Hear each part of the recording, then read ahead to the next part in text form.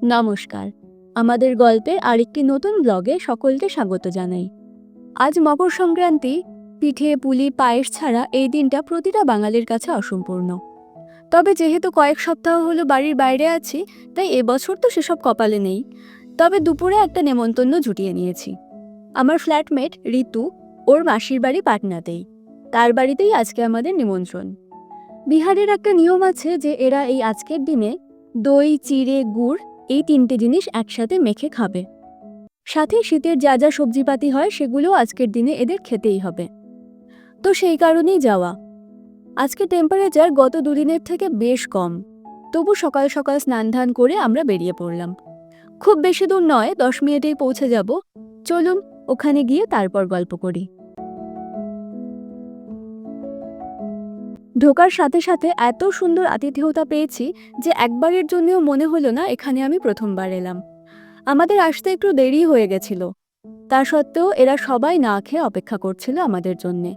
তাই আসার সাথে সাথেই মাসি বলল আগে খেয়ে নি সবাই, তারপর বসে গল্প করা যাবে। তবে তার আগে এই ছোট্ট নিয়মটা করতে হবে। একটুখানি তিল, সর্ষের তেল আর অল্প আখের গুড়, এই প্রসাদটা মুখে দিতে হবে। তারপর আমরা খেতে বসবো। दही चूड़ा और जैगरी जिसको गुड़ गुड़। তারপর এই যে আজকের আসল নিয়ম, থালা ভর্তি চিড়ে, তার সাথে দই আর গুড়, আর সাথে রয়েছে ফুলকপি, মটরশুঁটি, আরও কিছু সবজি দিয়ে একটা তরকারি। যদিও এটা পরে ভাতের সাথে খাওয়া হবে। আর ওদিকে মোয়া আর তিলকুট।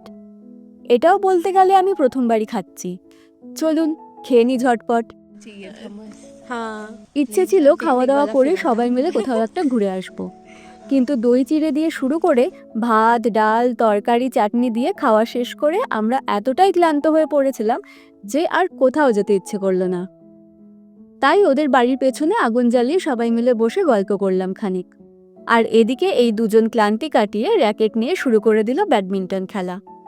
আর আমার নজর পড়ল এই ছোট্ট বেগুন গাছটার ওপর। কত বেগুন ধরেছে দেখুন। যদিও বড় হতে সময় লাগবে এদের, তবুও একটা না নিলে কেমন যেন খুঁতখুত করছিল মনটা।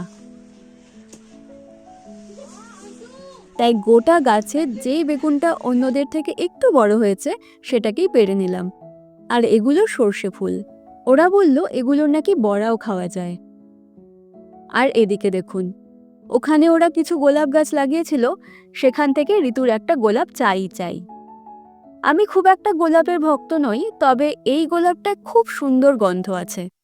বাজার থেকে আমরা যে গোলাপগুলো কিনি তাতে কিন্তু কোনোদিন এত সুন্দর গন্ধ পাইনি।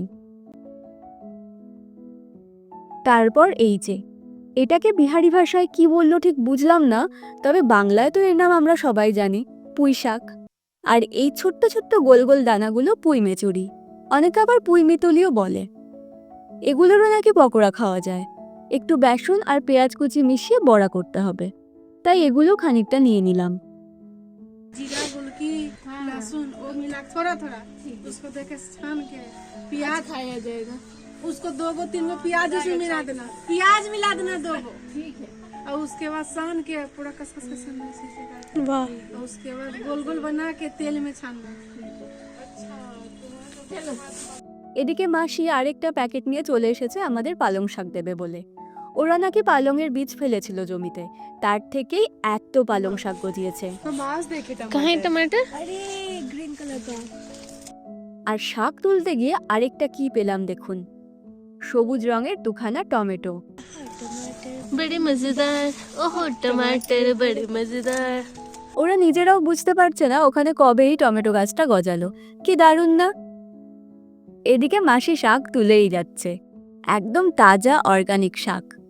এগুলো বাজার থেকে কিনতে হলে কত খরচা হতো ভাবুন একবার। এদিকেও বীজ ফেলেছিল, তবে এগুলো এখনো চারাই আছে। আর এদিকে আছে কিছু অপরাজিতা গাছ, অ্যালোভেরা গাছ।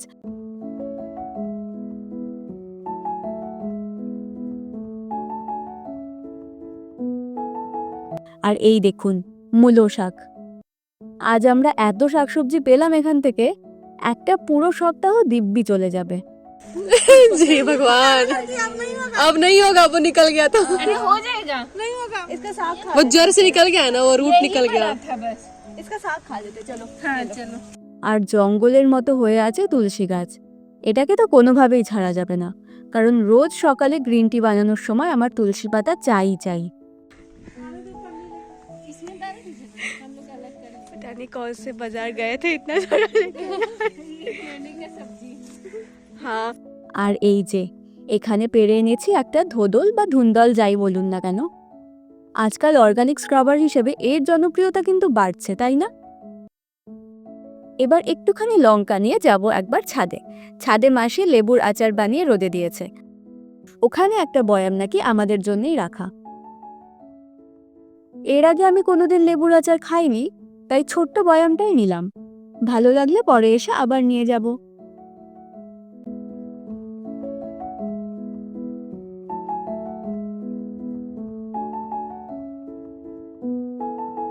বিকেল এখন প্রায় 4টে। এবার সবাইকে বিদায় জানিয়ে আমরা যাব ঋতুরই 2 বন্ধুর বাড়ি। এখান থেকে হেঁটে মাত্র 5 মিনিট লাগবে। ওরা ঘুরে ওড়াবে, তাই বলল আমরা যখন এই চত্বরেই আছি একবার চট করে চলে আসতে। এই যে এখানে ঘুড়িতে সুতো বাঁধার কাজ চলছে। এই ছাদটা এত ওপরে, কি যে দারুণ লাগছে। যদিও প্রচণ্ড ঠান্ডা হাওয়া দিচ্ছে, তবে জীবনে প্রথমবার ঘুড়ি ওড়ানোর সুযোগ পেয়েছি। এটাকে ছেড়ে দেওয়া ঠিক হতো না।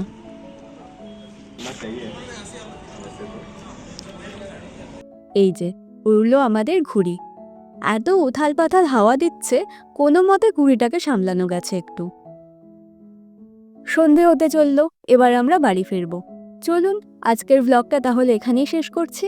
ব্লগটা ভালো লাগলে একটা লাইক, কমেন্ট ও শেয়ার করে দেবেন, আর পারলে একটু সাবস্ক্রাইবও করে রাখবেন। আজ আসি, দেখা হচ্ছে খুব তাড়াতাড়ি নতুন একটা ব্লগে।